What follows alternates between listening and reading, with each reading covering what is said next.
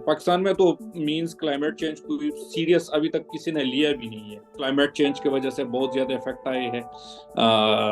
पानी जो है उसका सतह कम हो रहा है, और अपाशी का सिस्टम जो है वो दरहम बरहम, ये हमारा बिल्कुल खाली महीना गुजरा और हमने एक भी ट्रैक नहीं किया। ये आप कह सकते हैं कि ये पाकिस्तान के विंटर टूरिज्म का बैकबोन है सवात। कपल्स के हनीमून ट्रिप्स जो है मोस्टली ये सवात आते थे, सर्द होते, तो पूरी टीम जो है वो अपने साथ लेके वॉश आउट कर देते और वो मौत के कुएं में धकेल लेते।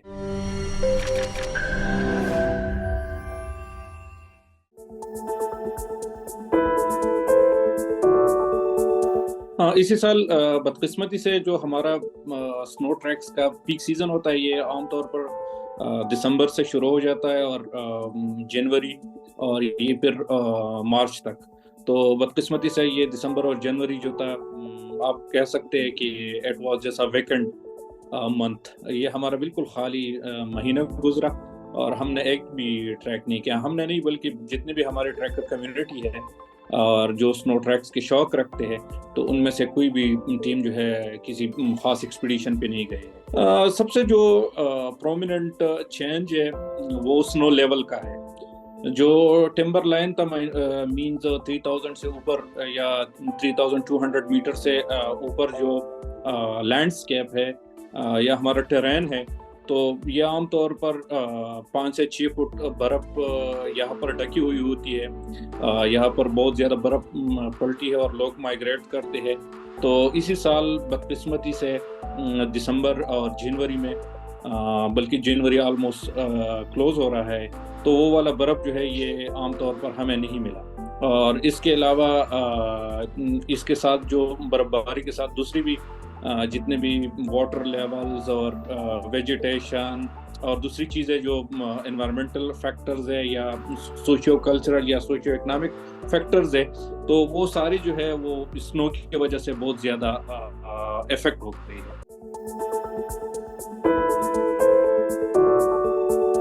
तो अभी लास्ट 2-3 ईयर्स में हम देख रही है कि ये क्लाइमेट चेंज की वजह से जो एवलांच आते हैं, यहाँ पर तो जो मीडियम लेवल्स की माउंटेन्स होते हैं उसमें तो सर्दियों में एवलांच आती है। जो हाई माउंटेन होते हैं 8000 या 7000 मीटर से ऊपर, तो उसमें फिर सर्दियों में एवलांच जो है वो बड़ी एब्रप्टली आते हैं, तो उससे जानी नुकसान भी होते हैं। और जो क्लाइंबर्स होते हैं, माउंटेनर्स होते हैं, उसका एक तैयारी होती है, 2-3 साल का अपनी इकोनॉमी जनरेट कर देते हैं या अपनी प्लानिंग कर देते हैं, तो वो जस्ट वन एवलांच से वो सब कुछ खत्म हो जाती है।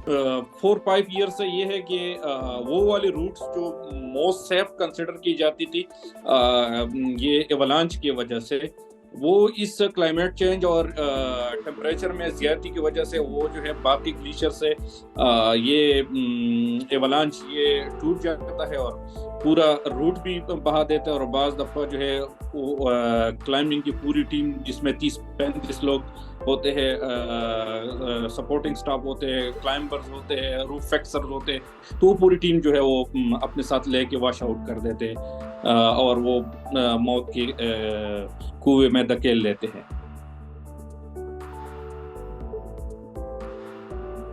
सवात जो है, अगर हम बात करें तो ये हमारा जो कैपिटल है इस्लामाबाद या लाहौर, तो जीबी की बनिस्बत स्कर्दू और हुंजा की बनिस्बत ये जो है इजी एक्सेसिबल है। एक बंदा जो है इस्लामाबाद से गाड़ी में बैठ के आसानी से 3 घंटे में मिंगोरा और 5 घंटे में कलाम पहुंच जाते हैं। तो ये बहुत बड़ा टूरिस्ट अट्रैक्शन था विंटर में, खासकर कि उनका विंटर में दूसरी जो डेस्टिनेशन होते हैं, जिस तरह नारान या मैंने स्कर्दू और हुंजा की मेंशन किया, तो ये वाले डेस्टिनेशन जो है ऑलमोस्ट क्लोज होते हैं। तो जितने भी टूरिस्ट होते हैं तो उसके लिए जो हॉट स्पॉट होते हैं वो मतलब जब्बा और कलाम होते हैं, सवात होते हैं, तो ट्रैकर्स भी आते हैं। और इनके अलावा तकरीबन ऑलमोस्ट 70% हमारा विंटर टूरिज्म जो है वो सवात पे, पूरी पाकिस्तान का जो है सवात और मरी पे, ये 2 डेस्टिनेशन पे डिपेंड करते हैं। तो ये आप कह सकते हैं कि ये पाकिस्तान के विंटर टूरिज्म का बैकबोन है सवात और मरी।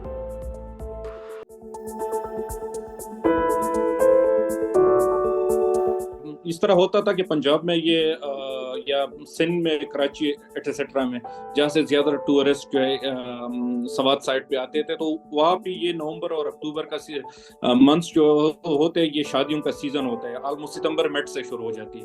تو پھر ان کپلس کے ہنی مون ٹرپس جو ہے موسٹلی یہ سوات آتے تھے، اور دسمبر اینڈ میں یا دسمبر مڈ سے شروع ہو جاتی تھی اور جنوری تک جتنے بھی سوات کے ہوٹلز ہوتے تھے تو اس میں زیادہ تر جس طرح نیو ایئر نائٹس ہوتے یا دوسرا اسپیشل اوکیجن ہوتا ہے تو اس میں تو آلموسٹ ہاف فل ہاؤس ہوتے تھے، یا نارمل ڈیز میں تو کم از کم 50% ہوتے تھے. تو ابھی وہ والا میں نے اپنے کو مینشن کیا، وہ والا بزنس جو ہے وہ تقریباً 70-80% جو ہے آلموسٹ ختم ہوئے ہیں. تو عام لوگ جو ٹورزم کے شعبے سے وابستہ ہیں تو اس کا یہی صورتحال ہے کہ اس کے بزنس میں تقریباً 70-80% کٹ آیا ہے. اس کے علاوہ اگر آپ ایگریکلچر سائڈ پہ دیکھیں تو اس پہ بھی یہ کلائمیٹ چینج کی وجہ سے بہت زیادہ افیکٹ آئے ہے.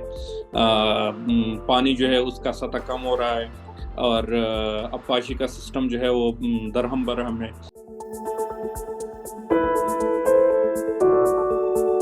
پاکستان میں تو مینز کلائمیٹ چینج کوئی سیریس ابھی تک کسی نے لیا بھی نہیں ہے کہ کلائمیٹ چینج بھی کوئی ایشو ہے پاکستان میں.